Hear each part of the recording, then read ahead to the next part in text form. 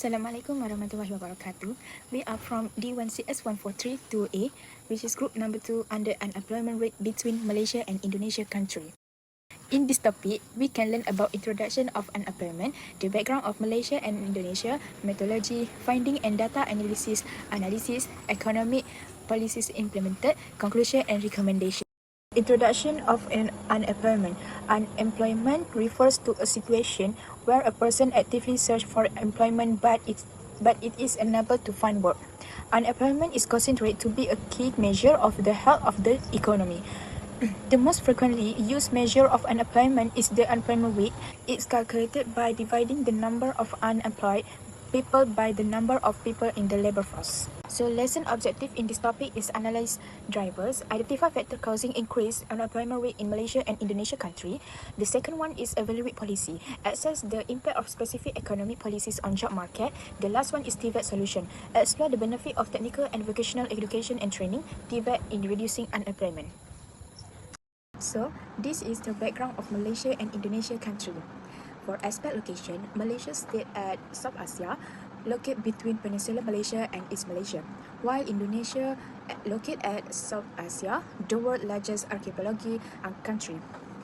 The second aspect is capital. Malaysia have an official city which is Kuala Lumpur, while Putrajaya as administrative. Indonesia have Jakarta as capital city. For aspect population, Malaysia have around 34 million people, while Indonesia have around 280 million people. For the next aspect is language. Malaysia using Bahasa Melayu, while Indonesia using Bahasa Indonesia to make conversation with each other. The next aspect is main industry. Malaysia have electronic, tourism, petroleum, and palm oil. And also Indonesia have agriculture, coal, nickel, tourism, and palm oil too. Second last is economy. Malaysia strong in manufacturing, service, palm oil and electronic, while Indonesia strong in agriculture, mining, manufacturing and digital economy. So the last one is currency. Malaysia using Malaysia ringgit, while Indonesia using Indonesia rupiah. This study used a comparative quantitative research design to compare unemployment rates between Malaysia and Indonesia. The study focused on identifying similarities and differences in unemployment trends. The study period is from 2020 to 2025, and it used secondary data, including unemployment statistics and economic reports. The data were collected from reliable sources, including the Department of Statistics Malaysia, Bank Negara Malaysia, Bank Pusat Statistik Indonesia, the World Bank, and the Asian Statistics Database. All information was obtained from official government websites, statistical reports, economic publication, and international database. The collected data were analyzed using tables, line graphs, bar charts, and comparative analysis. Tables and graphs were used to compare unemployment trends between 2020 and 2025, while comparative analysis helped identify differences between Malaysia and Indonesia and evaluate the impact of economic conditions and government policies. Finally, conclusions were drawn based on the findings. Assalamualaikum dear viewers. I will now explain the collected data we have gathered. And the graphs, it shows that in the year 2020, Malaysia experienced an unprecedented rise in employment rate. It increased by whopping 1.84% from 2019, reaching 4.5% in 2020. For perspective, approximately 200,000 more jobs we can open. To curb this, the Malaysian government implemented economic policies to help businesses regain their footing. These policies work, has now managed to decrease the rates to 3.2% in 2024. For the next panel, I will now explain Indonesia's employment rates. In the graphs, it shows that in the year 2020, these rates have experienced an unprecedented rise from their 2019 counterpart. It increased by whopping 1.20% from 2019, reaching 7.07% in 2020.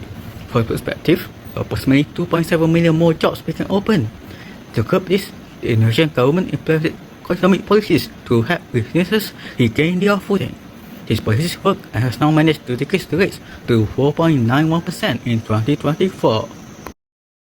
Assalamualaikum warahmatullahi wabarakatuh. My name is AQIL, and now I'm going to talk about analysis collected data from Malaysia and Indonesia. First off, I will start with Malaysia first.